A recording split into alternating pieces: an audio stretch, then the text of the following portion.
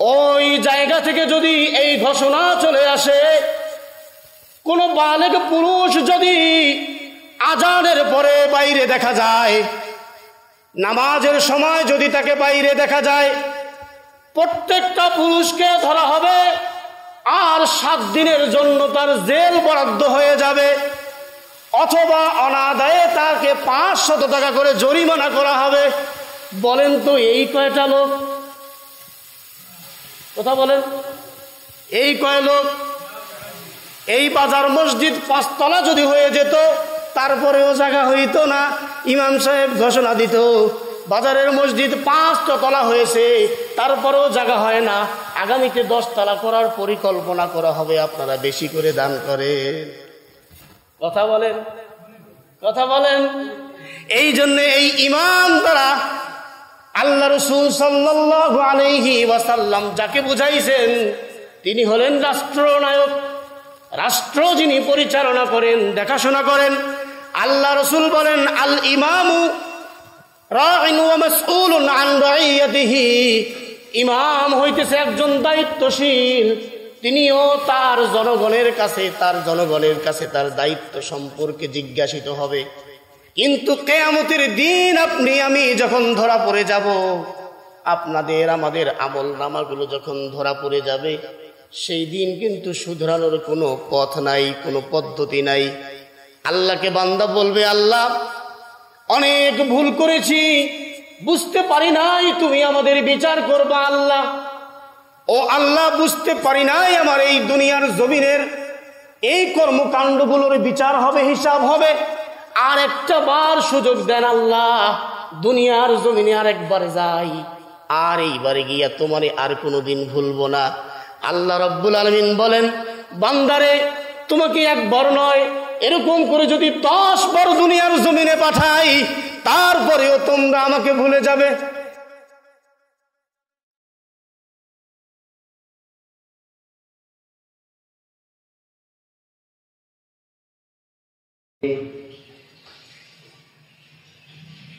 وقال تعالى لشان حبيبه إن الله وملائكته يصلون على النبي يا أيها الذين آمنوا صلوا عليه وسلموا تسليما। সকলে দরুদ ইব্রাহিম করি। আল্লাহুম্মা সাল্লি আলা মুহাম্মাদ ওয়া আলা আলি মুহাম্মাদ কামা সাল্লাইতা আলা ইব্রাহিম ওয়া আলা আলি ইব্রাহিম ইন্নাকা হামিদুম মাজিদ। আল্লাহুম্মা বারিক আলা মুহাম্মাদ ওয়া আলা আলি মুহাম্মাদ كما باركت على إبراهيم وعلى آل إبراهيم إنك حميد مجيد। সম্মানিত মুআজ্জাজ হাজিরিন, আসসালামু আলাইকুম ওয়া রাহমাতুল্লাহ। আল্লাহ পাক রব্বুল ইজ্জত জালাল ওয়াল ইকরামের দরবারে হৃদয়ের গহীন থেকে শুকরিয়া আদায় করছি যে আল্লাহ জাল্লা শানুহু আমাদেরকে অত্যন্ত দয়া এবং মায়া করে পৃথিবীর যাবতীয় কর্মকাণ্ড থেকে বিরত রেখে চিরস্থায়ী জিন্দেগির পাথেয় অর্জন করার নিমিত্তে হাজারো প্রয়োজনকে পিছনে ফেলে আল্লাহর ঘর মসজিদে আসার সুযোগ দান করেছেন। এই জন্য মহান মুনিবের দরবারে শুকরিয়া আদায় করি, বলি আলহামদুলিল্লাহ। রাসূল সাল্লাল্লাহু আলাইহি ওয়াসাল্লামের শানে দরুদ ও সালাম পেশ করি, বলি সাল্লাল্লাহু আলাইহি ওয়াসাল্লাম। সম্মানিত হাজিরিন, গত জুমায় আমি আলোচনা করেছিলাম আল্লাহর সামনে দাঁড়ানোর ভয়, দায়িত্ব, অধিকার এবং খেয়ানত সম্পর্কে আলোচনা করেছি। এই আলোচনার প্রারম্ভিক কিছু আলোচনা গত জুমায় করেছি, মাঝখানে এসে আলোচনাটি স্টপ হয়ে গিয়েছিল সময় স্বল্পতার কারণে। আমরা আজকে আলোচনা শুরু করব সেই জায়গা থেকে যেই জায়গায় গত জুমায় আমরা আলোচনা শেষ করেছিলাম। গত জুমায় আমি আলোচনা করেছিলাম যে দায়িত্বশীল সমাজের চিত্র কেমন হবে। দায়িত্বশীল সমাজের চিত্র, আল্লাহর সামনে দাঁড়ানোর ভয় যখন কোনো মানুষের হৃদয়ের মধ্যে, অন্তরের মধ্যে সুপ্রতিষ্ঠিত হয়ে যায়, তখন এই ব্যক্তিটি আল্লাহর সামনে দণ্ডায়মান হওয়ার ভয়ে দুর্নীতি করে না, জুয়া চুরি করে না, চুগলখড়ি করে না, অন্যের হক মেরে খায় না, সুদ খায় না, ঘুষ খায় না, এরকম অনেক অনৈতিক কর্মকাণ্ড থেকে নিজ দায়িত্বে সেই জায়গাগুলো থেকে নিজেই বের হয়ে আসে। যখন আল্লাহর সামনে দাঁড়ানোর ভয় কারো অন্তরের মধ্যে প্রতিষ্ঠিত হয়ে যায়, যদি প্রতিষ্ঠিত হয়ে যায় তখন তাকে আর ওয়াজ করতে হবে না, তাকে আর ওয়াজ করার কোনো প্রয়োজনও নাই। নিজ দায়িত্বে, নিজ জ্ঞানে সে অন্যায় থেকে কি করবে? বিরত থাকার চেষ্টা করবে। সম্মানিত হাজিরিন, চতুর্দিকে আমরা শুধু অধিকার আদায়ের গুঞ্জন শুনি।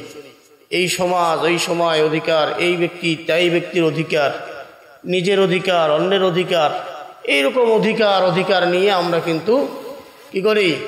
আওয়াজ শুনি। অধিকার আদায়ের জন্য বিভিন্ন সংগঠন, বিভিন্ন কমিশন গঠন করা হয়েছে, কিন্তু নিজ দায়িত্ব আদায়ের জন্য কোনো গুঞ্জন আমরা শুনি না। কি বলেন? নিজের যে দায়িত্ব রয়েছে, এই দায়িত্ব সম্পর্কে সচেতন হতে হবে, এ বিষয়ে আমরা কখনো কোথাও শুনি না।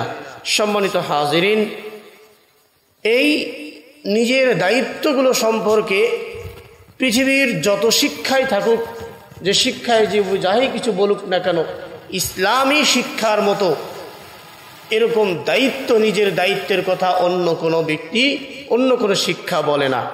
সম্মানিত হাজিরিন, আমি গত জুমায় এই জায়গায় আলোচনাটা শেষ করেছিলাম। আমরা একটু সামনের দিকে যাই। আল্লাহ রাব্বুল আলামিন কোরআন আল কারীমে সূরা আন-নাজিআত এর 40 নম্বর আয়াতে আল্লাহ রাব্বুল আলামিন বলেন, ওয়া আম্মা মান খাফা মাকামা রাব্বিহি ওয়া নাহান নাফসা আনিল হাওয়া। যে ব্যক্তি রবের সামনে উপস্থিত হওয়ার ভয় রাখে এবং নিজের কুপ্রবৃত্তি হতে নিজেকে বিরত রাখে, আল্লাহ রাব্বুল আলামিন বলেছেন, ফা ইন্নাল জান্নাতা হিয়াল মাওয়া। ওই ব্যক্তিটিকে আল্লাহ রাব্বুল আলামিন বলেন যে তার জন্য জান্নাত হবে তার আবাস স্থল। সুবহানাল্লাহি ওয়া বিহামদিহি। এই আয়াতের পূর্বেই আল্লাহ রাব্বুল আলামিন এই আয়াতের কয়েকটি আয়াতে পূর্বে আল্লাহ রাব্বুল আলামিন মহাসংকট কিয়ামতের দিনের কথা বলেছেন। এই সূরার 34 নম্বর আয়াতে আল্লাহ রাব্বুল আলামিন বলেন, ফাইযা জাআতিত তাম্মাতুল কুবরা। তাম্মাতুল কুবরা দ্বারা কিয়ামত সংগঠিত হওয়ার দিনটাকে বুঝাইয়াছেন। আল্লাহ তাআলা বলেন, অতঃপর যখন মহা সংকটময় দিন উপস্থিত হয়ে যাবে, ফাইযা জাআতিত তাম্মাতুল কুবরা, সেদিন কি হবে? ইয়াউমা ইয়াতাযাক্কারুল ইনসানু মা সাআ। সেই দিন মানুষ যা করেছে সেই বিষয়গুলোকে কি করবে? তারা স্মরণ করবে। সেদিন মানুষ দুনিয়ার জমিনে যা করেছে সেই দিন তা কি করবে? স্মরণ করবে। ওয়াবুররিজাতিল জাহিমু লিমান ইয়ারা। এবং দর্শকদের জন্য জাহান্নামকে কি করা হবে? প্রকাশ করা হবে। সেদিন মানুষদের জন্য জাহান্নাম কি করা হবে? প্রকাশ্যে আনা হবে। এই জাহান্নাম কাদের জন্য? আল্লাহ তাআলা বলতেছেন, ফাআম্মা মান তাগা। যে ব্যক্তি সীমা লঙ্ঘন করে, যে ব্যক্তি কি করে? সীমা লঙ্ঘন করে, বাউন্ডারির বাইরে চলে যায়। আমরা ক্রিকেট খেলা দেখেছি কিনা বলেন তো? ক্রিকেট খেলা দেখেছি, ফুটবল খেলাও দেখেছি। ফুটবল খেলা যখন শুরু হয়, চতুর্দিকে একটা ক্রসিং সিগন্যাল থাকে না থাকে, চতুর্দিকে সাদা দাগ দিয়ে একটা কি থাকে, একটা সীমানা দেওয়া থাকে, একটা বাউন্ডিং দেওয়া থাকে। যতক্ষণ পর্যন্ত এই বাউন্ডিং এর মধ্যে, সীমানার মধ্যে বলটা থাকে, ততক্ষণ পর্যন্ত রেফারি কিন্তু বাঁশিতে ফু দেয় না। যখনই বলটা যখন সীমানা ক্রস করে বাইরে চলে যায়, তখনই কিন্তু কে দেয়, বাঁশিতে ফু দিয়ে প্লেয়ারদেরকে সিগন্যাল দিয়ে দেয় যে তোমরা আর বলের মধ্যে লাথি মারবা না, কারণ বলটা এখন সীমানার বাইরে চলে গেছে, এখন তাকে নিয়ে আসতে গেলে নিয়ম নীতি অনুযায়ী নিয়ে আসতে হবে। কি বলেন? ঠিক তদরূপ ভাবে আল্লাহ রাব্বুল আলামিন পৃথিবীর মানুষদেরকে পরিচালনার জন্য, পৃথিবীর মানুষ কিভাবে পরিচালিত হবে, কিভাবে তার জীবন পরিচালনা করবে, কিভাবে তার সংসার পরিচালনা করবে, কিভাবে তার ব্যবসা পরিচালনা করবে, কিভাবে তার লেনদেন করবে, কিভাবে একজনের সঙ্গে আরেকজন সাক্ষাৎ করবে, কিভাবে তার খাবার খাইবে, কিভাবে বিছানায় ঘুমাবে, কিভাবে চাষাবাদ করবে, কিভাবে চাকুরি করবে, কিভাবে তার আয় রোজগার করবে, প্রত্যেকটা বিষয়ের আল্লাহ রাব্বুল আলামিন এক একটা বিষয়ের এক একটা বাউন্ডিং করে দিয়েছে, একটা বাউন্ডারি করে দিয়েছে, বাউন্ডিং করে দিয়েছে যে এই সীমানার মধ্যে তোমাকে উপার্জন করতে হবে, এই সীমানা ক্রস করে উপার্জন করতে পারবা না। যদি এই সীমানা ক্রস করে তুমি উপার্জন করো, তাহলে তোমার উপার্জনটা অবৈধ হয়ে যাবে। যেরকম করে মাঠের বাইরে বল গিয়ে যাওয়ার পরেও যদি কোনো প্লেয়ার ওই বলটাকে ভিতরে নিয়ে গিয়ে যা খেলে, তাহলে তাকে ডিসকোয়ালিফাইড বলা হয়। কি বলেন? হ্যাঁ, ডিসিপ্লিন ভঙ্গ করার কারণে এমনও হতে পারে যে প্লেয়ারকে লাল কার্ড পর্যন্ত দেওয়া হয়। ঠিক কিনা? সম্মানিত হাজিরিন, আল্লাহ রাব্বুল আলামিনও বলতেছেন যে এই জাহান্নাম আমি যে সেদিন প্রদর্শন করব, সেটা কাদের জন্য? ফাআম্মা মান তাগা, যারাই সীমা লঙ্ঘন করে, যারা বাউন্ডিং ক্রস করে তার ব্যবসা করেছে, বাউন্ডিং ক্রস করে যারা চাকুরি করেছে, বাউন্ডিং ক্রস করে যারা উপার্জন করেছে, বাউন্ডিং ক্রস করে যারা চাষাবাদ করেছে, অর্থ সম্পদ করেছে, অন্যের সঙ্গে লেনদেন করেছে, মুআমালাত করেছে, মুআশারাত করেছে, চাকুরি করেছে, আদাল আওয়াজ যা কিছু করেছে, এই বাউন্ডিং ক্রস যারা করেছে তাদের জন্যই আল্লাহ রাব্বুল আলামিন বলেন ফাআম্মা মান তাগা, তারাই হইতেছে সীমা লঙ্ঘনকারী। বুঝা গেছে কথা? বোঝা গেছে? সম্মানিত হাজিরিন, অর্থ সম্পদ তো অনেক পদ্ধতিতে উপার্জন করা যায়, যায় না? না যায়? যায় না? না যায়? হ্যাঁ, গায়ের শক্তি থাকলে একরকম করে উপার্জন করা যায়, গায়ের শক্তি না থাকলে আরেক রকম করেও উপার্জন করা যায়, যায় না? না যায়? হ্যাঁ, সুদের টাকা খাটায়, খাটায় না খাটায়? হ্যাঁ, যখন রমজানের ঈদ চলে আসে, রমজানের ঈদের দিনে এমনও কিছু ব্যক্তিকে আমরা দেখতে পাই যারা মানুষের দ্বারে দ্বারে ঘুরে ঘুরে ফিতরার টাকা নেয়, আর সেই ফিতরার টাকা নিয়ে সেই টাকা আবার সুদে বসায়া দেয়। আছে না? হ্যাঁ, ও আবার গরিবের দোহাই দেয়, আমি গরিব মানুষ, আমার কোনো কর্ম নাই, আমি কি করব, এই টাকাগুলো নিয়ে যে সুদে খাটাইয়া, সুদ খাটাইতে খাটাইতে সে বড় হয়, বড় হওয়ার চেষ্টা করে। কি বলেন? আছে না? হ্যাঁ, সম্মানিত হাজিরিন, সুতরাং গরিব হলেই যে সে পাপ করবে না তা কিন্তু নয়, আর ধনী হলেই যে সে পাপের পাহাড় গড়ে তুলবে তাও কিন্তু নয়। হ্যাঁ, ধনীদেরও পাপ করার সুযোগ, পাপ করার পদ্ধতি আছে, গরিবদেরও পাপ করার পদ্ধতি আছে। সম্মানিত হাজিরিন, আসি একটু সামনের দিকে যাই। আল্লাহ রাব্বুল আলামিন বলেন ওয়া আসারুল হায়াতাদ দুনিয়া, এই যারা সীমা লঙ্ঘন করে, যারা সীমা লঙ্ঘন করে তারা পার্থিব জগৎটাকে বেছে নেয়। তারা পার্থিব জগৎটাকে কি নেয়? বেছে নেয়। তারা মনে করে যে দুনিয়াটাই মস্ত বড়, দুনিয়ার জিন্দেগি মস্ত বড়, এখানে আর কি আছে, এখানে আর কিছু নাই। এই জন্য আল্লাহ রাব্বুল আলামিন বলেন যারা সীমা লঙ্ঘন করবে দুনিয়াতে, আর দুনিয়ার জীবনটাকেই আখিরাতের চাইতে বেশি প্রাধান্য দিয়ে বেছে নিবে। আল্লাহ বলেন ফাইনাল জাহিমা হিয়াল মাওয়া, জাহান্নাম হবে তাদের আবাস স্থল। বলি নাউযু বিল্লাহি মিন যালিক, নাউযু বিল্লাহি মিন যালিক।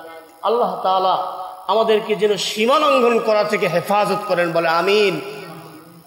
আল্লাহ রাব্বুল আলামিন এরপর বলেন ওয়া আম্মা মান খাফা মাকামা রাব্বিহি ওয়া নাহান নাফসা আনিল হাওয়া। পক্ষান্তরে যেই সকল ব্যক্তিরা আল্লাহর সামনে দণ্ডায়মান হওয়াকে ভয় করে, যারা দুনিয়ার জমিনে কর্মকাণ্ড পরিচালনা করতে গিয়া আল্লাহর সামনে দাঁড়াতে হবে, আল্লাহর সামনে জবাব দিতে হবে, এই কথাগুলো যখন মনে করে আর ভয় করে করে তার জীবন পরিচালনা করে, আমার আল্লাহ রাব্বুল আলামিন বলেন ফাইনাল জান্নাতা হিয়াল মাওয়া। যেই সকল ব্যক্তিরা আল্লাহর সামনে দণ্ডায়মান হওয়াকে ভয় করে মিথ্যা কথা বলে না, যেই সকল ব্যক্তিরা আল্লাহর সামনে দণ্ডায়মান হওয়ার ভয়কে স্মরণ করে জেনার দিকে যায় না, ব্যভিচার করে না, সুদের খাতায় নাম লিখায় না, ঘুষের টাকা গ্রহণ করে না, স্বজন প্রীতি করে না, অন্যের সম্পদ হরণ করে না, কুপ্রবৃত্তির চাহিদা মনের মধ্যে আসে কিন্তু মনটাকে কন্ট্রোল করে, মনের উপরে ঈমানের প্রভাব খাটিয়ে চলে, আমার আল্লাহ রাব্বুল আলামিন বলেন ফাইনাল জান্নাতা হিয়াল মাওয়া। ওই সকল ব্যক্তিদের জন্য আমি আল্লাহ রাব্বুল আলামিন জান্নাত তাদের আবাসস্থল বানিয়ে দেব। সুবহানাল্লাহ। আল্লাহকে ভয় করে যদি কোনো মানুষ তার জীবন পরিচালনা করে, অর্থাৎ আল্লাহ আমাদেরকে যে বাউন্ডিং দিয়েছে, যে সীমানা দিয়েছে, এই সীমানার মধ্যে থেকেই যারা আমাদের জীবন পরিচালনা করব, আল্লাহ রাব্বুল আলামিন তাদের জন্যই বলতেছে যে ফাইনাল জান্নাতা হিয়াল মাওয়া, তাদের জন্য জান্নাত হবে আবাসস্থল। আল্লাহ রাব্বুল আলামিন সেই দিন মানুষদেরকে জিজ্ঞাসা করবে, মানুষদেরকে জিজ্ঞাসা করবে তুমি কি এই কাজ করেছো, এই কাজ করেছো। মানুষদেরকে তার আমল নামাগুলো এভাবে সামনের দিকে এইভাবে তুলে ধরবে, এই যে যেমন লিপিবদ্ধ আছে কথাগুলো, এরকম করে আমল নামা লিখিত আকারে আমল নামাগুলো দেওয়া হবে। এরপর বলবে ইকরা কিতাবাকা, পড়ো তোমার কিতাব, তোমার বই, তোমার লিপিবদ্ধকৃত আমল নামা, কাফা বিনাফসিকা, তুমি নিজেই তোমার বিচার করে যথেষ্ট হয়ে যাবে, ইয়াউমা আলাইকা হাসিবা, আজকের এই দিনে তোমার নিজের বিচার করার জন্য তুমি নিজেই যথেষ্ট হয়ে যাবে। আমাদের আমল নামা রাতের আধারে কোথায় কি করেছি, দিনের আলোতে কোথায় কি করেছি, কার জমিন অন্যায়ভাবে গ্রাস করার জন্য তহসিল অফিসারের সঙ্গে ধান্দা দিয়ে কাজ করেছি, কার জমিন বেদখল দেওয়ার জন্য রেজিস্ট্রি অফিসারের সঙ্গে, রেজিস্ট্রার্ড অফিসারের সঙ্গে, রেজিস্ট্রি অফিসে সাব রেজিস্ট্রারের সঙ্গে কথা বলে অন্যায়ভাবে দলিল পার করেছি, কোন ভেন্ডারের সঙ্গে জমি কিনেছি 15 শতক, গিয়ে তুলে নিয়েছি 35 শতক, এইভাবে করে ভেন্ডারের সঙ্গে লিঙ্ক করে সহজ সরল মূর্খ মানুষদেরকে ঠকিয়ে সম্পদের পাহাড় গড়েছি। আমরা তো মনে করেছি যে আমি গোপনে ওই ভেন্ডারকে কি করলাম, দলিল লেখককে আমি প্যাকেট করে নিলাম, সাব রেজিস্ট্রার্ড অফিসারকে প্যাকেট করে নিলাম, আমি তো গোপনেই করেছি, আমার কেউ জানে নাই, আমার সন্তান জানে নাই, আমার স্ত্রী জানে নাই, যেই ব্যক্তির কাছ থেকে নিয়েছি সে জানে নাই, তার সন্তানও জানে নাই, কখনোই সে জানতে পারে নাই। কিন্তু জেনেছেন কে বলেন? কি? আল্লাহ রাব্বুল আলামিন এই জন্য বলেন কিরামান কাতিবিনা ইয়ালামুনা মা তাফআলুন। দুই কাঁধের মধ্যে দুইজন সম্মানিত ফেরেশতা, কিরামান কাতিবিন, দুইজন সম্মানিত লেখক, দুইজন সম্মানিত লেখক দ্বয়কে আল্লাহ রাব্বুল আলামিন ডান আর বাম কাঁধের মধ্যে রেখে দিয়েছেন। এগুলো আপনি আমি যা করি না কেন, সকল আমলগুলো আমাদের লিপিবদ্ধ করা হয়। সকল আমল আমাদের কি হয়? লিপিবদ্ধ হয়ে যায়। সেই দিন আল্লাহ রাব্বুল আলামিন বলবেন, ইকরা কিতাবাকা কাফা বিনাফসিকা ইয়াওমা আলাইকা হাসিবা। ও বান্দা, পড়ো তোমার আমলনামা, আর তোমার আমলনামা দিয়ে তুমি তোমার বিচারের জন্য নিজেই যথেষ্ট হয়ে যাবে। এই চিন্তা যখন কোনো মানুষের সামনে আসবে, মানুষের মস্তিষ্কের মধ্যে যদি এই চিন্তা আসে, একজন চোর যখন চুরি করে, চুরি করার পর চোর যখন ধরা পড়ে যায়, ধরা পড়ার পর চোরকে আমরা জিজ্ঞাসা করি, চোর ভাই আপনি কি কাজটা ঠিক করেছেন? চোর কি বলে? চোর কি তার নীতিতে অটল থাকে? বলেন, অটল থাকে না। সে বলে আসলে আমি ভুল করে ফেলেছি। কিন্তু দুনিয়ার জমিনে চোর যখন ভুল স্বীকার করে, তার কিন্তু শুধরানোর একটা জায়গা আছে। কিন্তু কিয়ামতের দিন আপনি আমি যখন ধরা পড়ে যাব, আপনাদের আমাদের আমল নামাগুলো যখন ধরা পড়ে যাবে, সেই দিন কিন্তু শুধরানোর কোনো পথ নাই, কোনো পদ্ধতি নাই। আল্লাহকে বান্দা বলবে, আল্লাহ অনেক ভুল করেছি, বুঝতে পারি নাই তুমি আমাদের বিচার করবা। আল্লাহ, ও আল্লাহ, বুঝতে পারি নাই আমার এই দুনিয়ার জমিনের এই কর্মকাণ্ডগুলোর বিচার হবে, হিসাব হবে। আর একটা বার সুযোগ দেন আল্লাহ, দুনিয়ার জমিনে আর একবার যাই, আর এইবারে গিয়া তোমারে আর কোনোদিন ভুলবো না। আল্লাহ রাব্বুল আলামিন বলেন, বান্দারে তোমাকে একবার নয়, এরকম করে যদি 10 বার দুনিয়ার জমিনে পাঠাই, তারপরেও তোমরা আমাকে ভুলে যাবে। কেমন করে ভুলে যাব? আলমে আরওয়াহ এর মধ্যে রুহের জগৎ যখন তৈরি করা হয়েছে, রুহের জগতের মধ্যে আপনার আমার রুহগুলো যখন ছিল, ওই রুহের জগতে আমার আল্লাহ রাব্বুল আলামিন আমাদেরকে ডাক দিয়া বলেছিলেন, আলাস্তু বিরাব্বিকুম। আমরা সেই দিন কিন্তু বলেছিলাম হা, ক্বালু বালা। আমরা বলেছিলাম হা, আপনিই আমাদের প্রভু।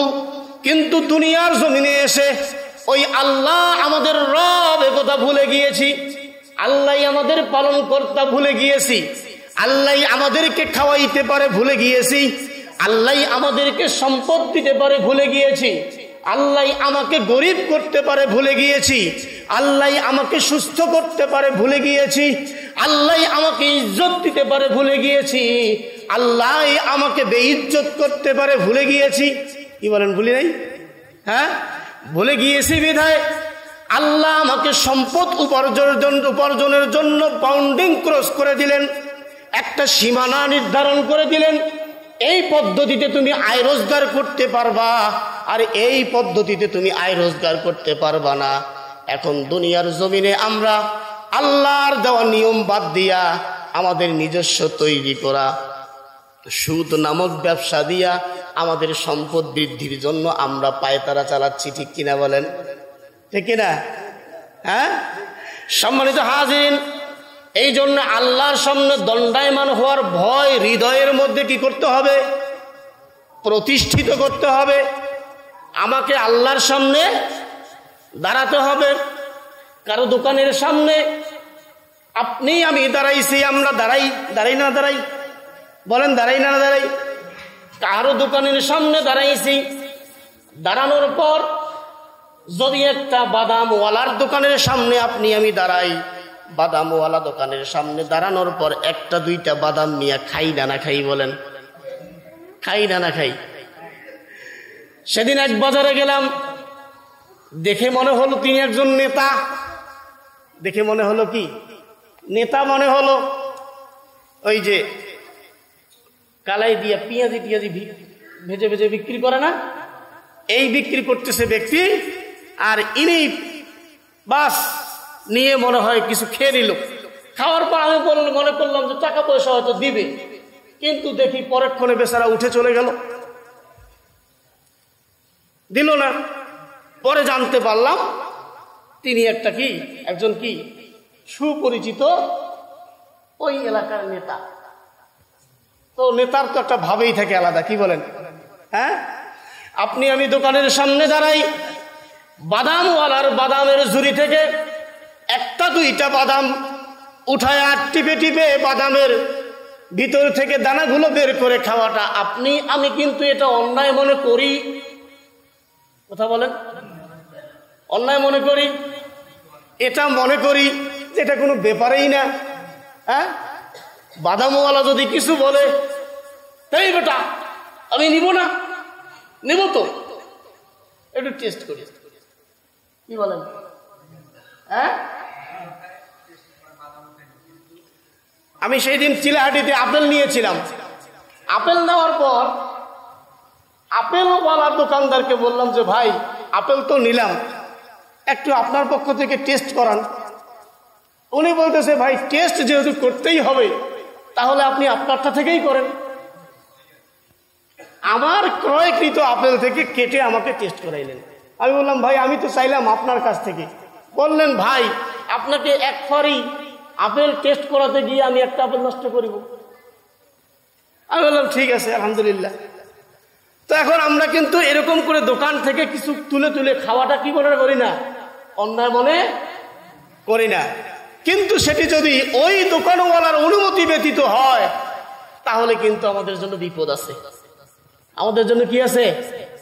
বিপদ আছে, আমাদের জন্য বিপদ আছে। এই জন্য নিজের দায়িত্ব অর্থাৎ আল্লাহর সামনে দণ্ডায়মান হওয়ার ভয়টা যদি হৃদয়ের মধ্যে প্রতিষ্ঠিত হয়ে যায় তাহলে ওই বাদামওয়ালা দোকানের সামনে দাঁড়াইয়া বাদামের ঝুড়ি থেকে বাদাম তুলে খাওয়ার দুঃসাহস আপনার আবার কখনো হবে না, যদি আল্লাহর সামনে দণ্ডায়মান হওয়ার ভয় আপনার আমার দিনের মধ্যে আসে। সম্মানিত হাজিরিন, দুনিয়ার জমিনে আপনি আমি যা কিছুই করি না কেন, আমরা যেই শ্রেণীর মানুষই হই, আমরা এখানে যারা রয়েছি তারা প্রত্যেককে কি একই শ্রেণীর মানুষ বলেন? হ্যাঁ, এখানে কেউ ব্যবসায়ী আছে, কেউ কৃষক আছে, কেউ দিনমজুর আছে, কেউ ভ্যানওয়ালা আছে, কেউ অটোওয়ালা আছে, কেউ চাকরিজীবী আছে, কেউ আবার নেতাও আছে। কি বলেন, আছে না নাই? এই প্রত্যেকটা মানুষ তার নিজস্ব জায়গা থেকে কিন্তু প্রত্যেকজনে এক একটা দায়িত্বশীল, এক একটা কি দায়িত্বশীল। এই দায়িত্ব জ্ঞান যখন মানুষের হৃদয়ের মধ্যে আসবে তখন সমাজে শান্তি আসবে, রাষ্ট্রে শান্তি আসবে, ব্যক্তি জীবনে শান্তি আসবে, পরিবারে শান্তি আসবে। বোঝা গেছে কথা? আল্লাহ রাসূল সাল্লাল্লাহু আলাইহি ওয়াসাল্লাম বলেন আলা সাবধান। আল্লাহ বলেন কি? আল্লাহ রাসূল বলেন কি? আলা সাবধান, কুল্লুকুম রাইন, তোমরা প্রত্যেক ব্যক্তি দায়িত্বশীল। আমরা দায়িত্বশীল মনে করি, স্ত্রী মনে করে স্বামী দায়িত্বশীল, সন্তান মনে করে বাবা দায়িত্বশীল, মা দায়িত্বশীল, জনগণ মনে করে মেম্বার চেয়ারম্যান দায়িত্বশীল, দেশের জনগণ মনে করে মন্ত্রী আর এমপিরাই দায়িত্বশীল। কি বলেন, হয় না? ঠিক কিনা? আমরা সমাজের মধ্যে নিজের অধিকার পাওয়ার জন্য ব্যস্ত, কিন্তু দায়িত্ব পালন করার কাজে ব্যস্ত নাই। একটু সামনের দিকে আসলেই বুঝতে পারো। আল্লাহ বলেন, আল্লাহ রাসূল বলেন আলা কুল্লুকুম রাইন ওয়া কুল্লুকুম মাসউলুন আন রাইয়াতিহি, প্রত্যেকটা ব্যক্তি দায়িত্বশীল আর প্রত্যেকের দায়িত্ব সম্পর্কে জিজ্ঞাসা করা হবে। এই দায়িত্বশীলগুলো কারা? আল ইমামু রাইন ওয়া মাসউলুন আন রাইয়াতিহি, ইমাম হলো দায়িত্বশীল। এখন ইমাম মানে যদি মনে করেন আপনার সমাজের ইমাম, আপনার আমার মসজিদের ইমাম, তাও ইমাম। আর যদি মনে করি ইমাম মানে নেতা, তাও ঠিক আছে। কিন্তু আমাদের মসজিদের ইমাম সাহেব যদি আপনাদেরকে বলে আগামীকাল থেকে এই সমাজের প্রত্যেকটা মানুষ 5 ওয়াক্ত নামাজ পড়বেন, যদি না পড়েন তাহলে 500 টাকা করে প্রত্যেক ওয়াক্তে জরিমানা, মানিবেন? কায় কায় হাত তুলেন?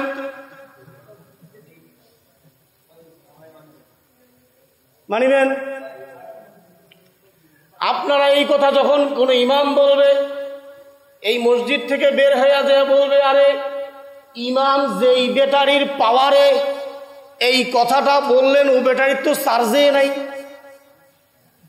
হয় না? হয় কথা কন না কেন? ইমাম যেই ব্যাটারির পাওয়ারে এই কথা বললেন, যেই পাওয়ার নিয়ে এই কথা বললেন, ওই ব্যাটারির তো চার্জে নাই। ও ব্যাটারি যদি একটু খোলাখুলি করে দেখবেন তাহলে ভিতরে এসিডও নাই, চার্জ তো নাই, ভিতরে এসিডও নাই, পানিও নাই। তাহলে ইমাম কোন পাওয়ারে এত বড় কথা বলে রে? কাল পাল্টাও কি? হ্যাঁ, কাল ওটা পাল্টাও। কিন্তু আমার এই কথাটা যদি মসজিদের ইমাম থেকে শুরু না হয়ে জাতীয় সংসদের ইমাম থেকে শুরু হয়, এই ইমাম শব্দের অর্থ নেতা, আর জাতীয় সংসদের যিনি ইমাম হয় তাকেও আমরা নেতা বলি। কি বলেন? বলি না? না বলি?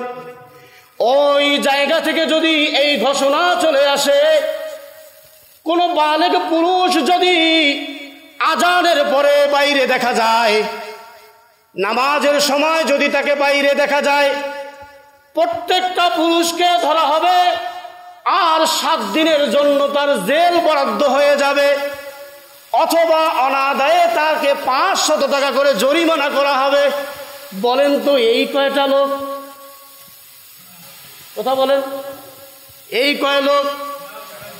এই বাজার মসজিদ 5 তলা যদি হয়ে যেত তারপরেও জায়গা হইত না। ইমাম সাহেব ঘোষণা দিত বাজারের মসজিদ 5 তলা হয়েছে, তারপরেও জায়গা হয় না, আগামীতে 10 তলা করার পরিকল্পনা করা হবে, আপনারা বেশি করে দান করেন। কথা বলেন, কথা বলেন। এই জন্য এই ইমাম দ্বারা আল্লাহ রাসূল সাল্লাল্লাহু আলাইহি ওয়াসাল্লাম যাকে বুঝাইছেন তিনি হলেন রাষ্ট্রনায়ক, রাষ্ট্র যিনি পরিচালনা করেন, দেখাশোনা করেন। আল্লাহ রাসূল বলেন, আল ইমামু রাইন ওয়া মাসউলুন আন রাইয়াতিহি।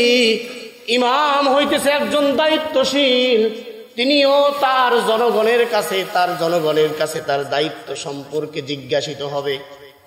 এরপর বলতেছেন ওয়ার রাজুলু রাইন ফি আহলিহি। এখন আমরা মনে করতে পারি যে রাষ্ট্র ক্ষমতা যারা নিছে তারাই দায়িত্ব পালন করুক, আমরা তো ওগুলোতে নাই।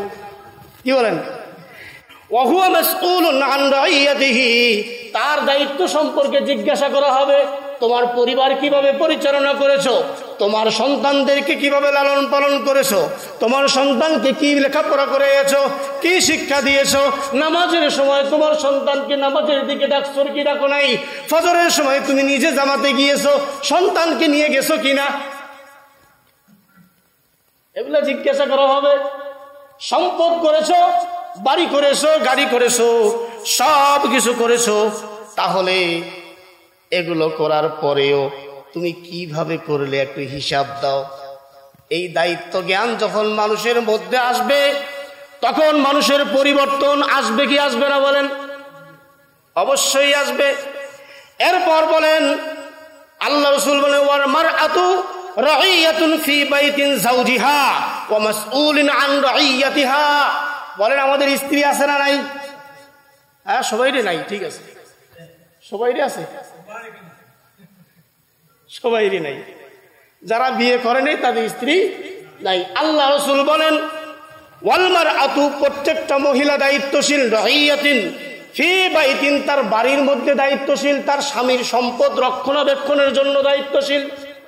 এখন যদি কোনো মহিলা চুপ করে চাল বিক্রি করে, আছে না এরকম মহিলা সমাজে? হ্যাঁ, স্বামীর পকেট থেকে টাকা চুরি করে, আছে না? কি স্বামীর পকেট থেকে টাকা চুরি করে করে করে করে 1000 1500 টাকা জোগাড় করে, ঈদের সময়ে যখন চলে আসে স্বামীর হাতে দিয়ে বলে আমার আব্বাই আপনাকে এই টাকাগুলো দিয়েছে, কিংবা আমার ভাইয়ে আপনাকে এই টাকাগুলো দিয়েছে কিছু কেনার জন্য। স্বামীও খুশি, মহা খুশি, কিন্তু এ টাকা কার? এরকমও মহিলা আছে না নাই? হ্যাঁ, আল্লাহ রাসূল বলেন ওয়াল মারআতু রাইয়াতুন ফি বাইতিন যাওজিহা, প্রত্যেকটা মহিলা তার গৃহের মধ্যে একজন দায়িত্বশীল, তার স্বামীর সম্পদ রক্ষণাবেক্ষণ করার জন্য, তার স্বামীর নিরাপত্তা দেওয়ার জন্য, তার স্বামীর সকল কিছু দেখভাল করার জন্য। আল্লাহ রাসূল বলেন ও মাসউলুন আন রাইয়াতিহি, সেও ব্যক্তি, ওই মহিলাটাও তার যে দায়িত্ব আছে সেটা সম্পর্কে জিজ্ঞাসা করা হবে। এরপর বলে ওয়াল খাদিমু রাইন ফি মালিন সাইয়্যিদিহি ওয়া মাসউলুন আন রাইয়াতিহি, আর প্রত্যেকটা খাদেম তার মালিকের কাছে একজন দায়িত্বশীল। তার মালিক তাকে যেভাবে পরিচালনা, মানে যেভাবে কাজ করতে বলেছে ওইভাবে কাজ করা তার দায়িত্ব।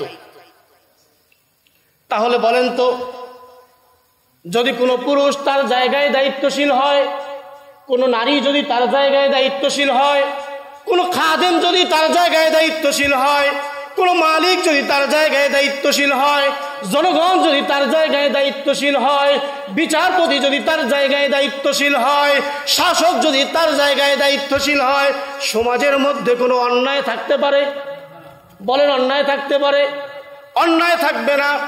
ঠিক অনুরূপভাবে একজন দায়িত্বশীল ছিলেন খেলাফতে রাশেদার একজন শাসক, যার নাম ছিল উমর রাদিয়াল্লাহু তাআলা আনহু। কি নাম? বলেন, কি নাম? কি নাম? উমর রাদিয়াল্লাহু তাআলা আনহু। আল্লাহ রাসূল সাল্লাল্লাহু আলাইহি ওয়াসাল্লাম বলেন, আমার পরে যদি কোনো ব্যক্তির নবী হওয়ার কোনো অপশন থাকতো তাহলে উমর রাদিয়াল্লাহু তাআলা আনহুই নবী হতেন। লাউ কানা বাদান নবিয়্যিহি ফাকানা উমর, যদি আমার পরে কোনো ব্যক্তি নবী হওয়ার উপযুক্ত হতো তাহলে সে হয়তো আমার উমর। এই উমর রাদিয়াল্লাহু তাআলা আনহু খেলাফতের দায়িত্ব পাওয়ার পরে তিনি রাতের আধারে ছদ্মবেশে এলাকাবাসীর খবর নিতেন। আর আমাদের নেতারা দিনেও খবর নেয় নাকি? হ্যাঁ, এই করিব সেই করিব, কিন্তু ভোট গেলে কিছুই নেই। হযরত উমর রাদিয়াল্লাহু তাআলা আনহু একদিন, তার একজন খাদেম ছিল, তার একজন দাস ছিল, তার একজন গোলাম ছিল, নাম ছিল আসলাম। এই আসলাম বর্ণনা করতেছেন উমর রাদিয়াল্লাহু তাআলা আনহু একদিন রাতে তাকে সাথে নিয়ে মদিনার পাশে হাররা নামক স্থানে যাওয়ার জন্য রওনা দিলেন।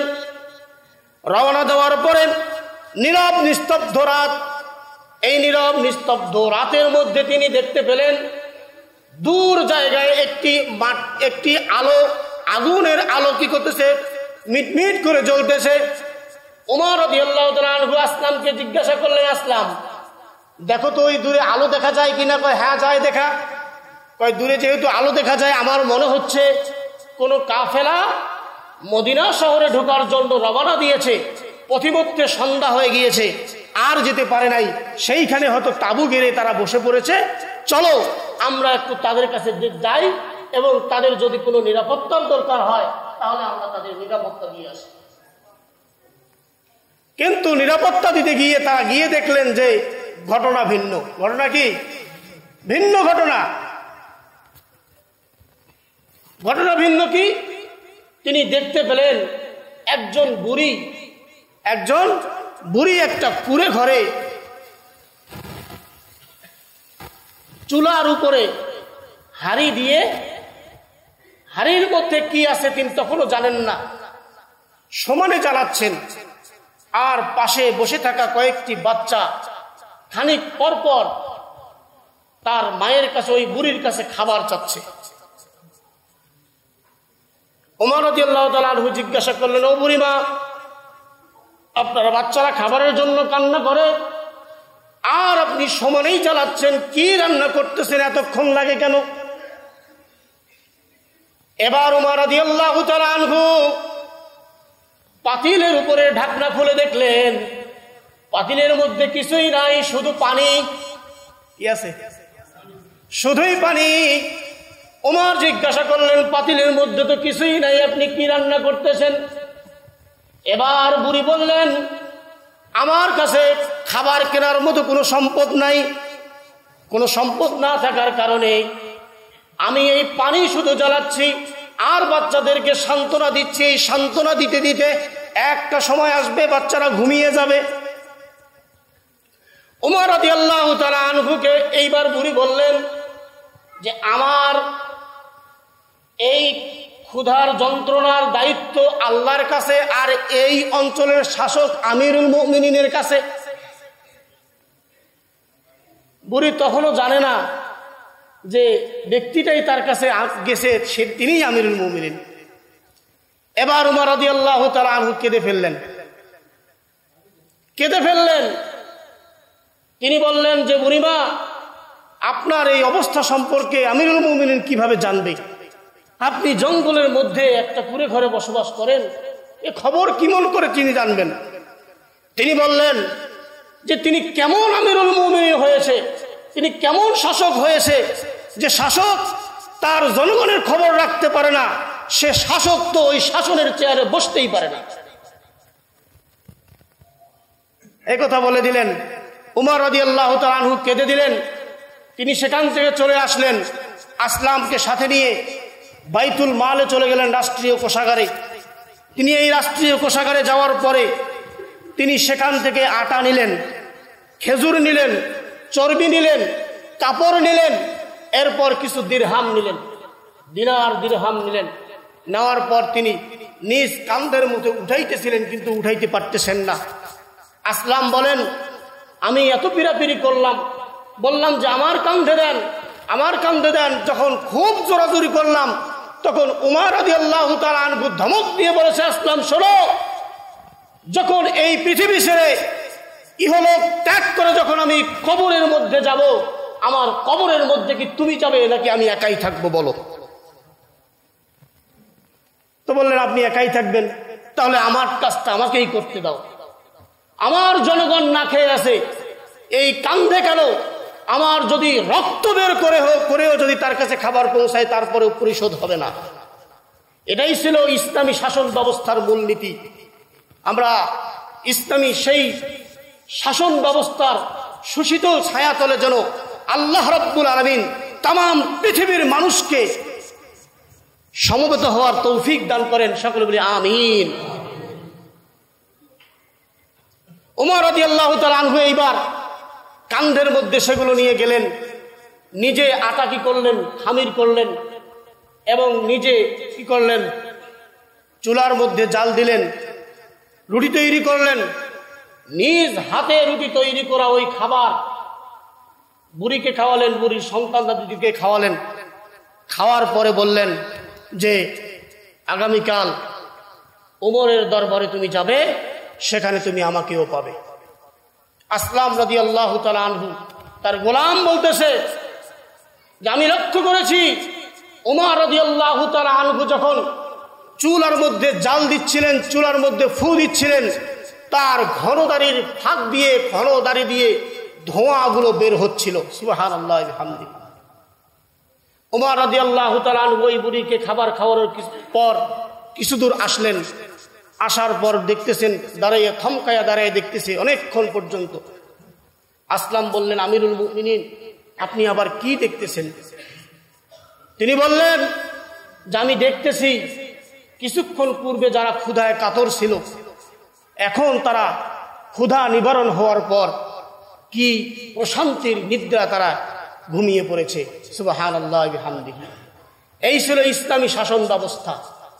শাসক যদি ইসলামিক হয়, কোরআনের অনুশাসন, ইসলামের অনুশাসন যদি কোনো দেশ, কোনো রাষ্ট্র, কোনো সম্প্রদায়, কোনো কওমের মধ্যে যদি প্রতিষ্ঠিত হয়ে যায়, তখন কিন্তু শাসকরা এরকমই করবে বলে আমরা আশা করি। সম্মানিত হাজিরিন, ওমর রাদিয়াল্লাহু তাআলা আনহু পরের দিনে তাকে যেতে বললেন। পরের দিনে এই বুড়ি গেলেন এবং গিয়ে দেখে যে আমিরুল মুমিনিনের আসনে ওই ব্যক্তিটি বসা, যেই ব্যক্তি কালকে তাকে রুটি খাওয়াইছিল। বুড়ি তো থর থর কেঁপে, অবস্থা খারাপ, যে কি অবস্থা, এখন কি হয়ে যাবে, হ্যাঁ এখন কি হয়ে যাবে। ওমর রাদিয়াল্লাহু তাআলা আনহু সেই দিন ওই বুড়িকে বলেছিল যে আমি কি আপনার ঋণ পরিশোধ করতে পেরেছি কিনা, যে হ্যাঁ আপনি এরকমই শাসকের দরকার, এরকমই শাসকেরই দরকার। চিরকুট লিখে নিয়েছিলেন। সম্মানিত হাজিরিন, এই জন্য আমরা দায়িত্ব পাওয়ার পরে, দায়িত্ব পেয়েছি বটে, দায়িত্ব পেয়েছি, বড় চেয়ার পেলেই হবে না, বড় চেয়ারের বড় দায়িত্ব আছে, কি বলেন? হ্যাঁ, যে যেই জায়গায় বসি না কেন, যে যে জায়গায় দায়িত্বশীল হই না কেন, নিচের ওই জায়গার দায়িত্বশীল হওয়ার পরে দায়িত্ব সম্পর্কে অবশ্যই সচেতন হওয়া দরকার। আছে না নাই? কি বলেন, আছে না নাই? সম্মানিত হাজিরিন, এই জন্যে আমরা যার যার জায়গায় নিজ নিজ দায়িত্বগুলো যদি সঠিকভাবে পালন করি, আর জীবনের প্রত্যেকটা মুহূর্তে ওই আল্লাহর সামনে দণ্ডায়মান হওয়ার ভয় যদি আমাদের হৃদয়ের মধ্যে আসে, ও আম্মা মান খাফা মাকাম রাব্বিহি ওয়া নাহান নাফসা আনিল হাওয়া, যদি আল্লাহর সামনে দণ্ডায়মান হওয়ার ভয়কে সামনে রেখে নিজের কুপ্রবৃত্তিকে, নিজের যে প্রবৃত্তি রয়েছে এটাকে যদি আমরা কন্ট্রোল করতে পারি, এটার উপরে যদি আমরা কন্ট্রোল নিতে পারি, তাহলে আল্লাহ রাব্বুল আলামিন বলতেছেন ফাইনাল জান্নাতা হিয়াল মাওয়া, ওই সকল ব্যক্তিদের জন্যই আল্লাহ তাআলা জান্নাত আবাসস্থল বানিয়ে দিয়েছেন। সুবহানাল্লাহ। এই জন্য নিজ নিজ দায়িত্ব আমরা সঠিকভাবে পালন করবো তো ইনশাআল্লাহ। ইনশাআল্লাহ আল্লাহ তাআলা আমাদেরকে আমল করার তৌফিক দান করুন। সকলে আল্লাহুম্মা আমিন। আসসালামু আলাইকুম ওয়া রাহমাতুল্লাহ।